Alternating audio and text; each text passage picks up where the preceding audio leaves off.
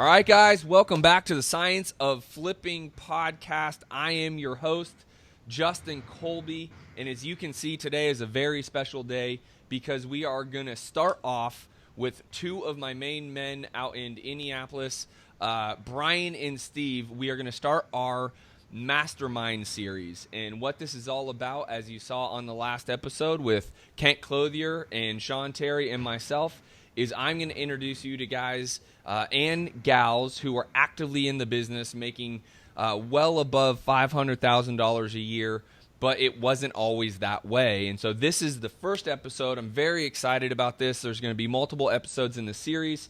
Each person I bring on, or each partnership I bring on, is going to have a different tool, system, structure, and we're going to expose all that for you guys so you guys can take from each episode a golden nugget or two that you can implement in your business. If this is the first time that you are seeing me, hearing me on the Science of Flipping, welcome. I really urge you to get over to the scienceofflipping.com to download my free ebook. It's the same ebook that is actually on Amazon that I sell for $10 per real book, right? So I am giving it away to my listeners. You are the only ones that can get it for free. Otherwise, you can go to Amazon and buy it for $10. But I encourage you guys, go to the website, download it for free. It's called The Science of Flipping, right? So get to The Science of Flipping. This podcast is all about systems, processes, implementation to build a life by design. And these two gentlemen here have built an incredible life for themselves. We actually just spent 4 days together out in Cabo San Lucas, right? Part of the Billionaire Boardroom Mastermind. And it was incredible, right? And I'll let these guys speak about it, but our masterminds are always meant to be able to give you the granular part of your business, but also help you truly build your life where you can spend time with your kids and your wives and have the income you want to buy rentals and to create cash flow properties, right? So our masterminds are incredibly powerful, and these two gentlemen are at the top of the food chain. They're at the Billionaire Boardroom Mastermind, which is twice a year we go to an exotic location. I think we are possibly headed to Napa here in October, which will be really, really cool. So Steve and Brian, what's going on, gentlemen? How are you? Good. Thanks for having us on. All right, why don't you guys say at least who's who here, right? Because I know Steve and Brian, but everyone's like, well, who the hell's Steve? Who the hell's Brian? Go ahead, Brian. I am Brian Pachciarz from Indianapolis. How you doing? Yeah. Yep. And I'm Steve Richards, and our company's Redevelop Indy. And like he said, we're in Indianapolis, central Indiana.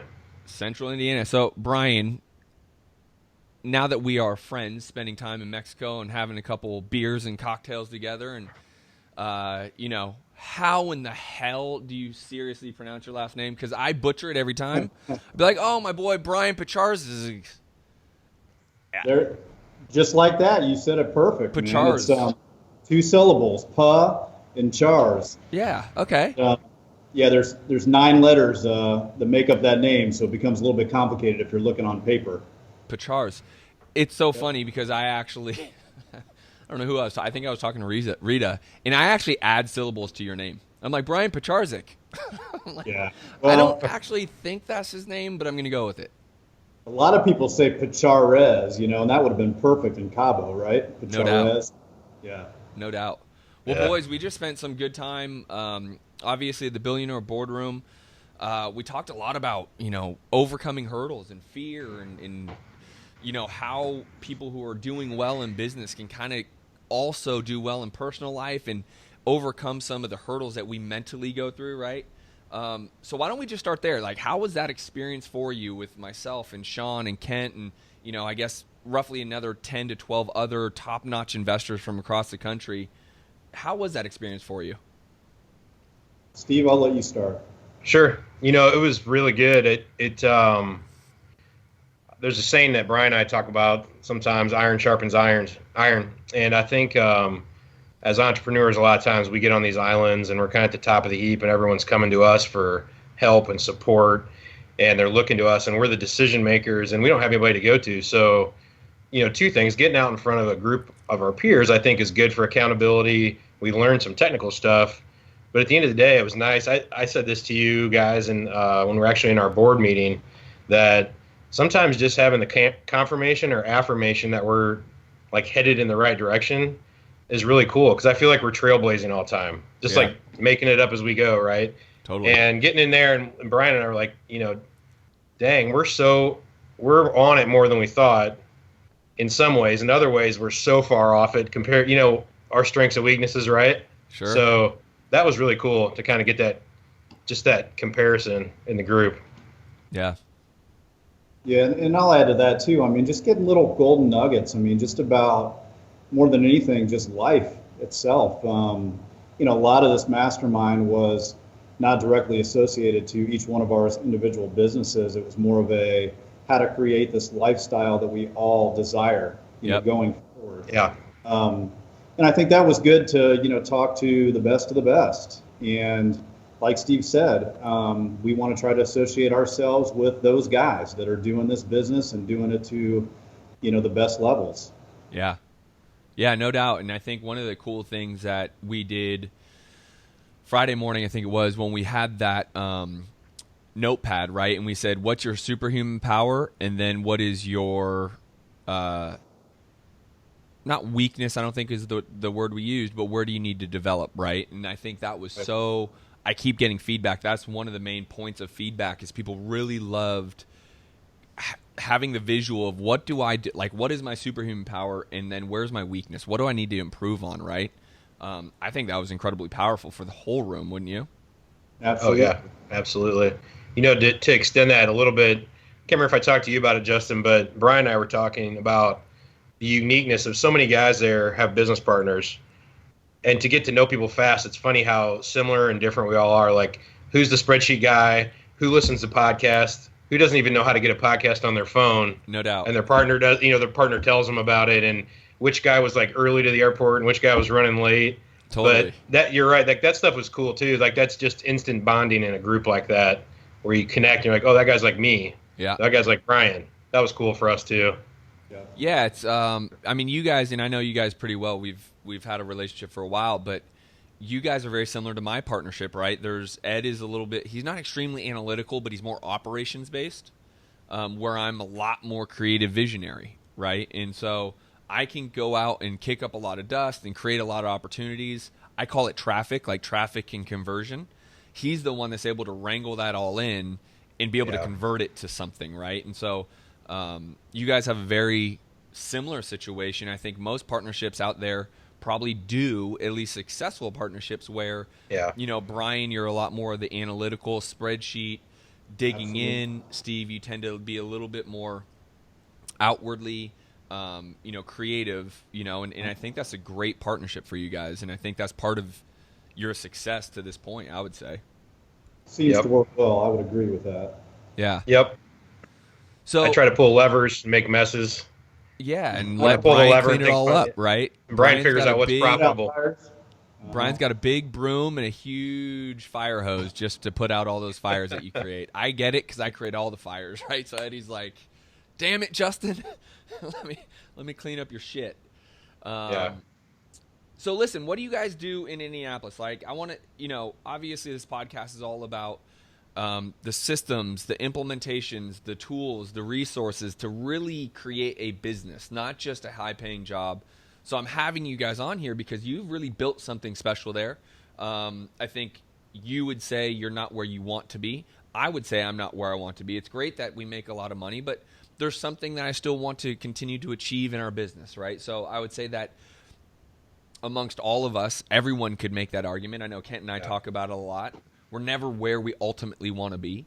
And I think that's a good thing, right? I think actually what happens when you get to where you want to be? Now what? I mean, it should always be growing. It should always be pushing out, right? You start, I want to get my first deal.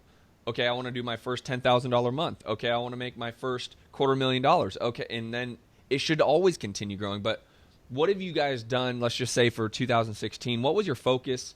What was the kind of systems, implementations, or tools that you found success with for 2016, as you guys did really well? You want me to tackle, Brian? Sure. Jump up first. For 2016 for us was definitely a focus year. Brian's background was more on the broker side and the flipping and retail flipping. So, selling to homeowners. And my background was more on the turnkey side and getting in, if the listeners don't know, buying a rental property, fixing it up, tenanting it, selling it to someone, and then managing it. So we did a pretty high volume of that. But that's wholesaling, but with a whole lot of work. So I was kind of retooling after I read a book called Traction, and I realized my core values in my life weren't matching up with what my business was doing. In fact, I wanted to beat my head against the wall like half the time. So Brian and I met at a RIA that we actually help run here in town, and just started talking and really decided to focus at the end of 2015 on wholesaling only, and strict wholesaling. Just pick it up cheap, sell it for a little bit more money, be out of it, not have anything else to do with it. But with all the flipping brokerage and, turnkey business stuff we've done, we're able to be a little more consultative, I guess, with clients. So people aren't just getting an email blast, here's a hot property, why don't you buy it in Indy for $40,000? Yeah. We're saying, hey, here's highest and best use. Here's probably your renovation plan. Here's your A and B exit strategies. They call and say, I'm really looking for financing. We say, okay, you can't do these neighborhoods. You need to do these neighborhoods. And we're very helpful, I think, with our clients. So 2016 was really about just getting into straight wholesaling. We've been divesting with some of your help, talking to you. But we've been divesting, the time spent on other things, on rentals and brokerage and things like that. So towards the end of the year, we achieved that. And this year we've been super focused the last 3 to 4 months on wholesaling and just really, and we pound marketing. We only do our Indianapolis market. We wholesale rental properties that someone's going to buy and hold for a long time. They would have good cash flow.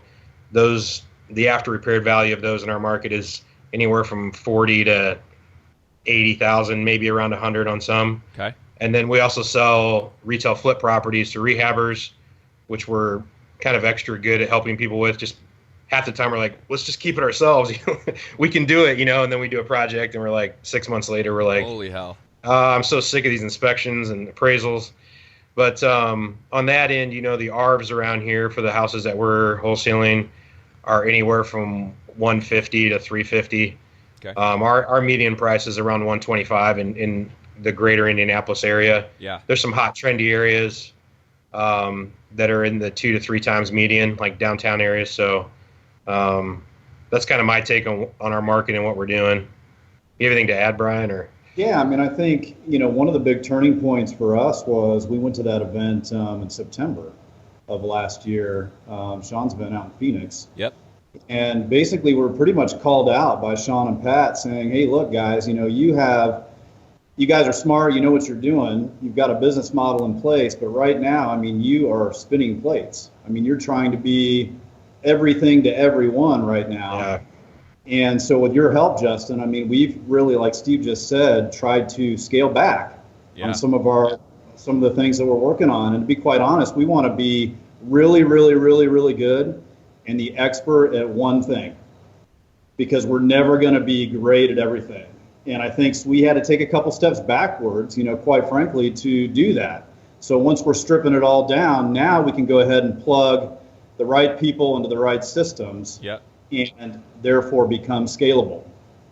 What's funny too is, just to add to that, I think this is helpful for people that are trying to do similar things with their business. As entrepreneurs, we're usually smart, efficient, technical, right? And we can skip steps. Yep. So one thing we did was like, hey, let's screw around with wholesaling together. Let's throw out some mailers. And we killed it. And then we're like, okay, cool, hire people. We stick them in, and then they sucked.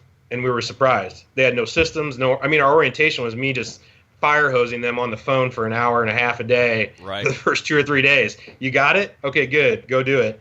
And, that was the big step back for us, was we had to sit back and think, all right, we got to get back into the hustle. And you helped us with that tremendously. But, we were like, yeah, we do. And then we got in, we were like, geez, we were so far off from having a plug-in type system. We were just hiring people and throwing them in thinking they had our capabilities, Right.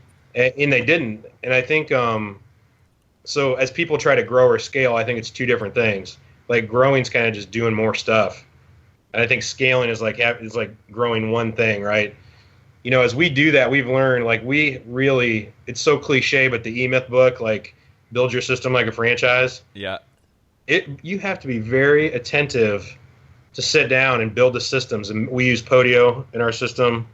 And we use Infusionsoft on the sales side to do email marketing and things like that. I mean, we really have to sit down and write the steps out and think it through and dumb it down and say, are we doing extra? Yep. Or should we be doing more? And that was a big epiphany for us. Like when I think you killed us, like just a ball shot on the phone one day, and you're like, what do you guys do all day long? And we're like, sit around complaining about when our people are going to call and check in and what they're doing. We're like doing nothing. We're waiting for our people. We're doing nothing. Yeah, we're getting ready to get ready. So anyway, yeah. So getting back into the hustle was good for us, and then doing that for a few months, right away, really got right back into the success we were at when we were kind of first messing around with wholesaling, and it wasn't being treated the way it is now. Yeah. And being able to scale that thing and do big numbers, it's either a job or you can make it a business. And we made it a job the first time. Totally. And we were doing, and then when we stepped out, it crumbled. Not crumbled, but it fell back, and we're doing a few deals here and there instead of like a volume. And so then anyway, I think that's hopefully going to be helpful to the listeners to think like you do really have to get in the hustle. The hustle's real or whatever, right? So hustle's real.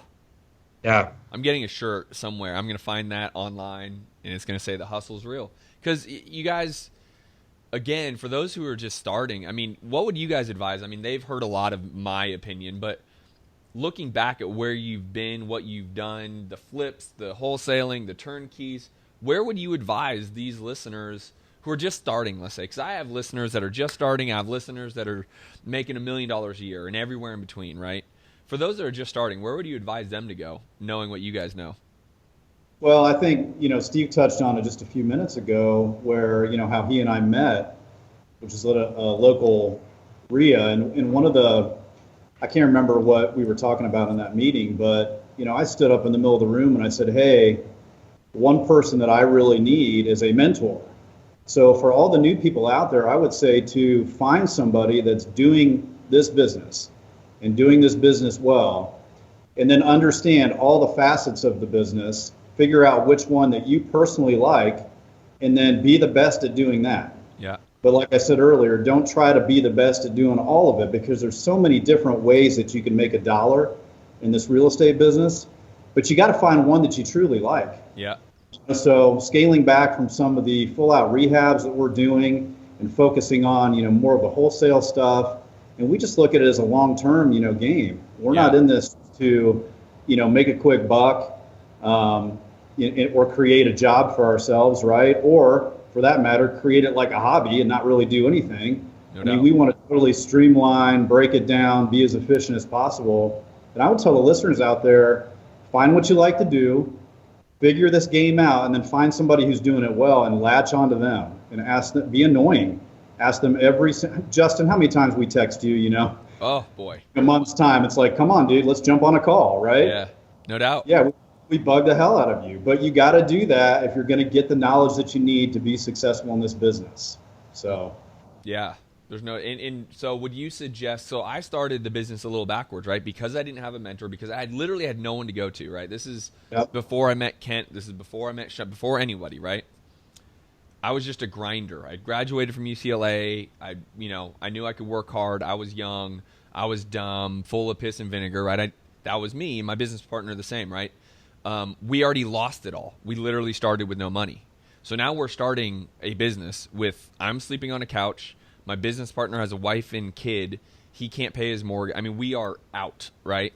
How would you suggest, if you're speaking to me, if you're mentoring me as someone who has no money, I'm sleeping on a couch, how do I get into this business? What do I do? I think, just my opinion on that, I think the easiest entry point is obviously wholesaling. And I see a lot of success with people, like Brian was saying, that go to a meetup. You can get on meetup.com, or just go Google your city name and RIA, R-E-I-A, which stands for Real Estate Investor Association. And you'll find meetings to go to. Go in there and stand up and be like, boom, I'm here. The only thing I have to offer is the hustle, like I said. And I think bird dogging is the first best way. And, we try to train our acquisition people to go out and dominate an area. And when you're not busy with like real stuff to do all day and you have more time than money, just driving the streets. Drive up and down an area And when you see a for sale sign, if it's like a homegrown one, call it. Ask them, what are you selling your house for? Do you need cash, or would you consider, selling it on contract? Would you rent it out? Call the for sale signs of really pretty houses. Ask them how much they want for it. Write the addresses down, the vacant houses, go online to your county assessor, search the tax record. There's all this hustle, and I think it's really that you can do, and I think it's on the bird dog side. Because if you find a deal, that's the fastest way to make money. Yep. Even if you have a rich uncle who's like, yeah, I got money, that doesn't really help. People always think they need money to do this business. You do, but money comes when you have a good deal. Right. Yeah. Not the other way around. You can have all the money sitting around and you don't have any deals if you're not looking in the right place. Amen. Just my opinion. So I think getting out and getting yourself in the middle of some deal flow, and like Brian said, going to those RIAs and just, is anyone like too busy? Can't get everything done, can't call all their leads back. Like I'll help just for a sliver of what you're doing, or even just to learn and just getting in the way of some deals, and then you'll pick some things up and you'll meet people. But I really think that's the main place to focus in the very beginning, is get yourself in front of some real deals, and people with money or buyers will come around you. Yep. Yeah. What about you, Brian? I think I was just going to say, I think it's definitely surrounding yourself with the people who have the knowledge. Don't go out to the bookstore, grab a book off the shelf, and start reading it. Go talk to the people that are actually getting their hands dirty in this business, and they're succeeding at it. And like Steve said, see how you can plug into their system.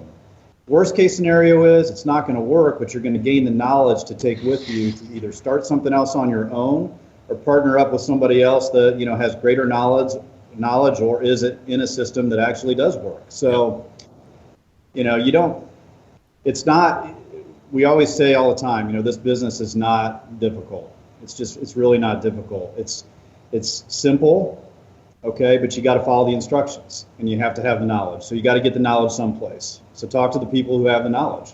Copy the system. It's not that hard. Sometimes I think the more you know, the harder it is. I think you get your own way. What about the people who know some stuff? They're doing pretty good. Now, you guys have been doing this for years, right? So you guys are no rookies. What about those people that are like, Justin, I listen to your podcast. I'm making $250,000 a year. It's only me. What advice would you two give them after talking to me and understanding that sometimes you got to get back in your business and the difficulty of hiring? What are some things that you've learned over the last year that you would advise someone who's doing pretty good, but maybe has a high-paying job? Maybe they're making $250,000 a year, but they're literally a solopreneur. There's nothing, right? They're still working from their home. What would you advise them to do? Go ahead, Brian. Well, I was going to say, get into your numbers, know what your numbers are. But Steve, if you want to elaborate on what Justin was saying, I'll default to you on that one. I think, so we've done some hot seating stuff with people from our RIA group here, kind of have a small peer group. And the one thing we start with is just, how are you spending your time? So we break it down. There's certain things in the business, right? There's marketing. So you got to get marketing out, whatever it is. You follow up with the leads that come in, and you go inspect houses. So that's the acquisition side. And then at some point you're doing due diligence, analyzing deals, which is a little more technical, pulling comps. Then you're going to market those deals to buyers, and then there's transaction coordinating, right? So in those buckets, I don't know, there's 6 buckets, give or take. You just start to split out, what are you doing with your time? And then figure out, what seems to be most important, but you also want to overlap that with your strengths and weaknesses. Yeah. So like Brian and I were spending a lot of time together. Like we would go look at some houses together on some great deals, or we would sit down and comp some things together, and part of that was getting to feel each other out, like in the beginning as partners. But once we really knew, like, man, we have a perfect, an interchangeable personality set. So I'm like creatively figuring out how to make the phone ring, and then he's actually making sure we call him, because I can't do that. Yeah. Once I get on the phone with him, I can kill him. But that's like nails on a chalkboard to me. But then once the deals come in, he's kind of analyzed them. I think we got this going. This is what the comps look like. Here are the pictures. I can really help on the analyzation or highest and best use as it relates to our buyer network. And then, so I kind of pick back up with it.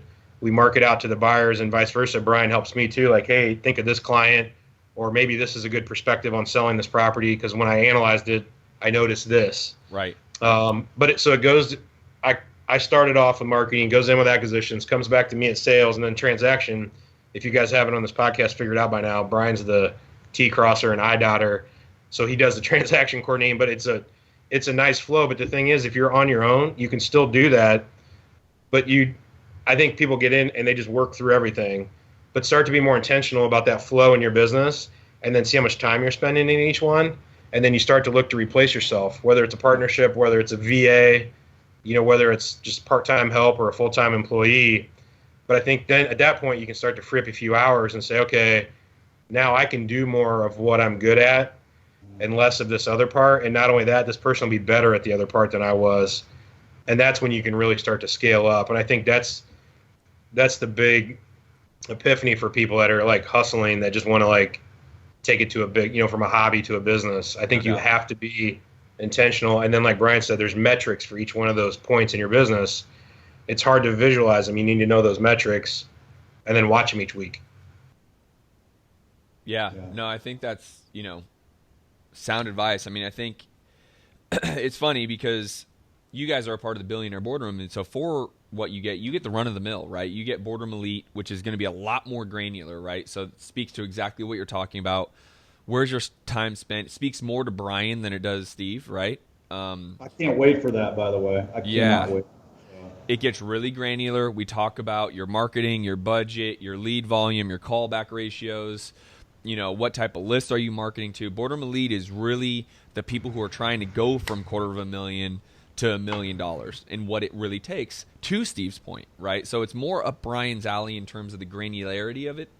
But really, it's to the point that Steve's making of now you got to figure out, where am I spending my time? What actions am I really doing that's going to help generate the revenue to get to that $1 million a year? Because it's great to be able to just know your numbers. That's awesome. But if you can't implement any type of creative juices to go drive more into the pipeline, then you're not converting it. You have no traffic to convert into a paycheck, right? So it's a combination of all that, right? So guys, let me give you guys a shout out. You guys have a RIA in your area that you run, right? And it's relatively big, right? I think you have. We'll talk about it. Why don't you tell everyone where you are, where they can find you, what your RIA is, the whole thing. Sure.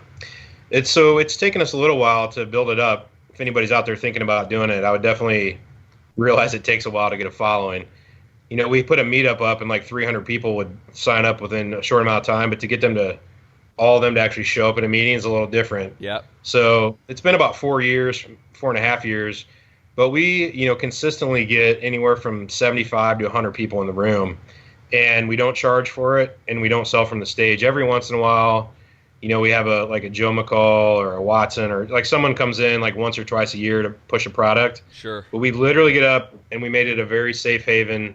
We talk about deals. We give good education. And we have guys that literally came there with full-time jobs doing a couple deals a month who are now doing, have been able to go to 5, 6, 7, 8 deals a month, quit their jobs. And so we've seen we've really affected change in that group. So that's fun for us to do that. And half the time we're up there teaching stuff. Yeah. And I'm speaking, and I'm thinking like, man, I need to take my own advice. So sometimes it's good to do that teaching thing too, because it helps you learn better, helps you implement better. But that's here in Indy. And it's called INRIA, and it's My INRIA, MYINREIA. If you want to check it out, but there's not really much on our website if you're not local to Indianapolis. If you are, check it out. It's the second Tuesday of every month. It'd be great to have you, or if you're close enough to drive, one of the Ohio cities or Chicago or something like that. But our website's Redevelop Indy. That's our company. It's just redevelopindy.com, and Indy's INDY. And that's probably the best way to connect with us. We would love to hear from anybody. If, we feel like, again, the more that we have mentoring relationships or mentee relationships, we don't have time to sit down with everybody and spend an hour with them. But, just to get to know people or shoot an email, we're like open books. And the more that we talk about this stuff, the more it reinforces what we do and gives us ideas. And, that's why we're in the boardroom. I mean, I think, the people that we spend the most time with, they say the 5 people you spend your most time with is like who you are, right? That's who you become. Right. I think that's broader too. Like, so if instead of talking to somebody here, I have friends that I go to lunch with every once in a while, but I would probably be better off spending 15 minutes at lunchtime emailing, someone in Colorado has a question about our Podio system. Sure. Than just hanging out and eating something I shouldn't eat for lunch. So I think, I don't know what else you have to add, Brian, but again, if you're local, we'd love to have you at our RIA. You can, on our website, you can just put your name and email in, and take a second page. You can put a note in underneath how can we help you? Just say, hey, I heard Justin's podcast. We'd like to connect. We want to hear about the boardroom, or we want to talk about Indy. And that's probably the best way to connect with us. Yeah, I think you're exactly right. And I would say, just that's certainly one way to do it. But there's other ways to do it. Just do something. Just get out there. If you're passionate about real estate, just go do something. Just go find people. Get into a RIA. Get into a meetup. Get into something. Call us on the phone. We'll chat with you. We have a kind of a saying in our office that says, motion creates emotion. So get up and do something, because if you start moving around, you're going to be passionate about it. Yep. So I like that phrase. We're thinking about, you said T-shirts, Justin. We're thinking about maybe putting that on a T-shirt or one of our corporate shirts or whatever. But, just get up and do it. Start somewhere. Yeah. Can't tell you how many times. Oh, go ahead. I was going to say, I can't tell you how many times we forgot about something and one of us says, hey, we should do X. And then literally like 10 minutes later, one of us gets an email about X from somebody else, and we just put it out there, we put the vibe out in the universe and shook something loose. So I think that's what Brian's, another way to put what he's saying is just start doing stuff. Even if it's the wrong stuff, you'll learn. Yeah. Don't be fearful, get out and do it. That's all I can say. Yeah, I would say we're all, there's all a sense of that fear. We talked this a lot about in Cabo, right, is we went through this fear exercise. I mean, you guys have it, I have it, everyone has it. It's the people who are able to push through the fear that ultimately reach the success, right? Because the fear is made up in our own mind. And what I would say to Brian and Steve's point, you need to get out, all people need to get out and go do it, right? And there's a great book that's written as a parable called The Alchemist.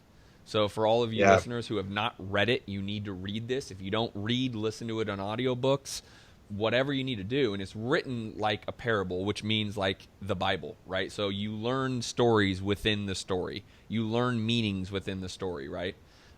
So it's a self-help book in a parable manner. But it's all about creating the moment is now. I mean, there's so many great lessons. There's like 10, 15 lessons in there.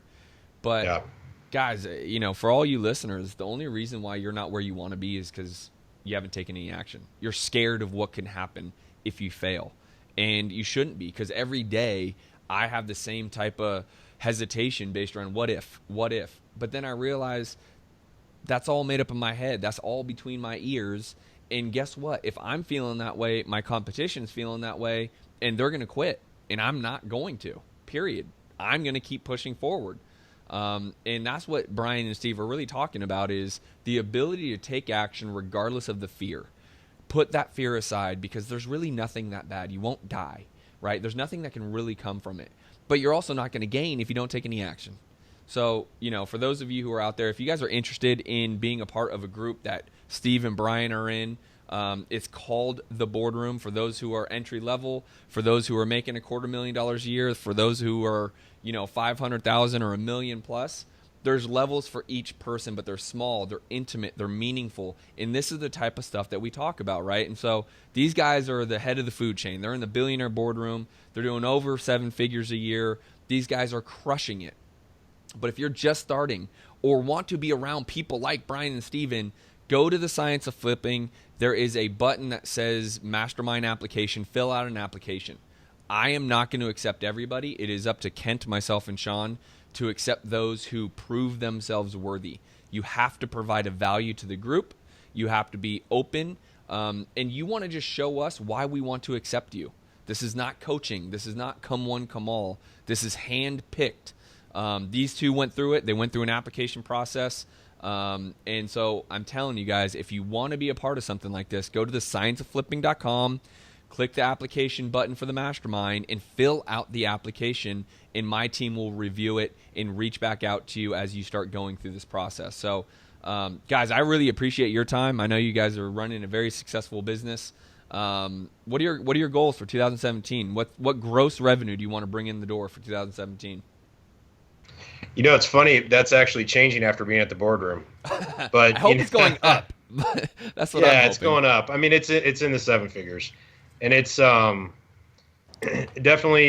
maybe this is a parting thing, but what we learned really shook us, because we really know a lot, but again, when we were at the boardroom, we really pared back and we're like, man, we're shooting ourselves short, with what we're trying to do here. Right. Because it's so simple, and we're going to do all this effort to have a team in place to do this, and it's just some more marketing money and a little bit more of the same stuff. Is the hard part is going from here to here, and then going from here to here, is a lot easier. So, our business is set up to at the end of the year to be in the upper 6-figure business a month. Nice. And that's what we're working towards, and we're as good as the boardroom are in, so no pressure on you and Sean and Kent. We got you. We'll be blowing you up all year, so you can text me anytime. Yep. Yeah, we do. Cool. Yeah, we appreciate being on, and we're excited to see all the other ones too.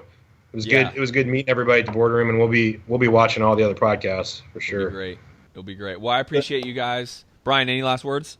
Yeah, I was going to say I want to give one more little golden nugget here. And this was a quote, and I don't know if it was from that book you just mentioned, Justin, or if it was, I think I heard it on an interview even with Will Smith. But one of my favorite quotes is that God places the best things in your life just on the other side of terror. So we were talking about fear just a second ago.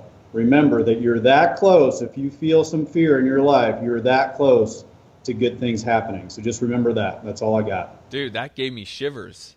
I don't know if it's the word terror. When you said terror, I'm like, oh, shit. Right? Terror, yeah. It's so true, right? I mean, there's that famous image of 2 gold miners or diamond miners where one's stretching away and then one gave up and he's a half a centimeter from all these diamonds. I mean, it's really true. I mean, right when people need to take that last step, they quit. They're tired, they're scared. Man, what a great quote, Brian. That's an awesome quote. Say it again. The best things in life come to you. God places, so it's God places the best things in your life just on the other side of terror. Man, that is a great parting note. That's awesome. Well done, boys. Well, I appreciate it. Drop the mic. Drop the mic. Yeah, drop the mic. We're out of here. Science of Flipping, our boys Steve and Brian out of Indy. Hit them up if you need anything. Again, you can always find me at thescienceofflipping.com. Boys, I appreciate you. We're going to sign off and talk to you soon. See ya. Peace, Justin. Thanks. Peace.